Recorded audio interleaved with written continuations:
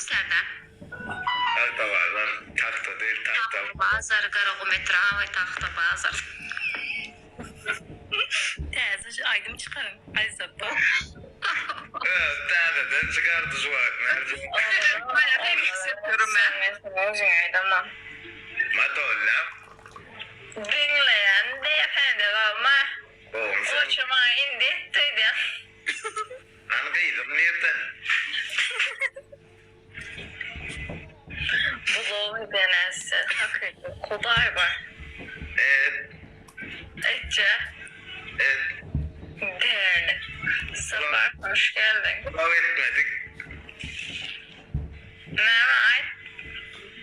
Ya evet. Ay sözüm bütün. Şey, tutma ha bunu. Risk aziz engellep zıvadı. Aziz baba. Aziz gelen. Evet. Kulağı. Edin bilir.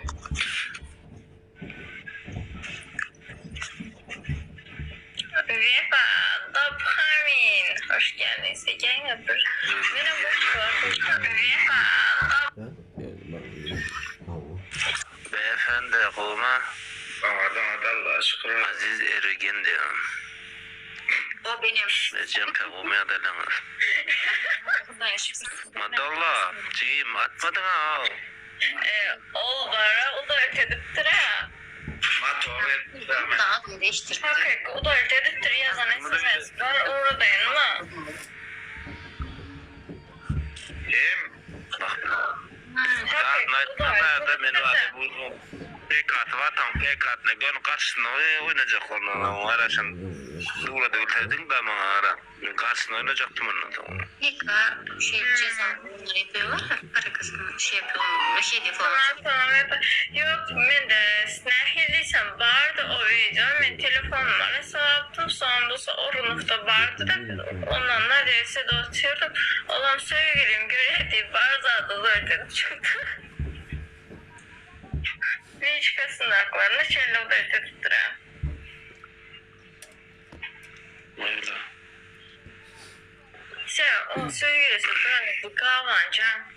Dostlar ne demek? Bunun için benimle yazışanlarla videolar zaten o da ediptir. Şu arada şu videonun bu da ediptir. Hem biz de öyle korku yaşmayarak Koyma, orada koyamam. Daha şu videonun gerektiğini bile o titaşa videomu gerekti de kaçır ve da. bana da şu gerekmezler şu an için. Ne mi video? Onun gerek yok.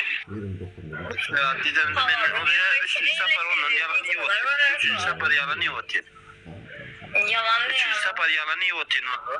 3. sefer yalanı yok. Onun adı böyle dedim ki 2 sefer böyle geçirdim. Bu sefer o zaman hemen mi yukarıda kız asabım. Yalan o yüzden emettim. Neyse ya iyi olacaktır gene çıkar. Akım, o sıkıntı vardır birinde. Ben kime uğrattım şu yüzden bir mi uğrattım? Şimdi bakın. Herkese merhabalar. Merhaba.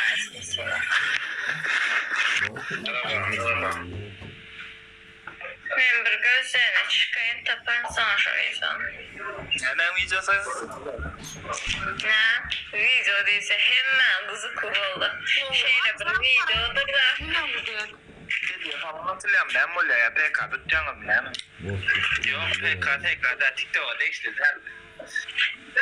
Лично программа dedi. Şey, Neyse tamam. Bana fikir hafta kaydedip dolanı akşam sıkıldı imodan uğraştım. O para bozdurandan uğraştım ondan saklayıp etmeye. O zaman ben açtım. Yukarı kaldırıyana onu açtım. O video gitti ben de çıkan o. Senin yazan SMS'en udayt edenim için. Gönle gitti. Kim o? İyi diyen de atma.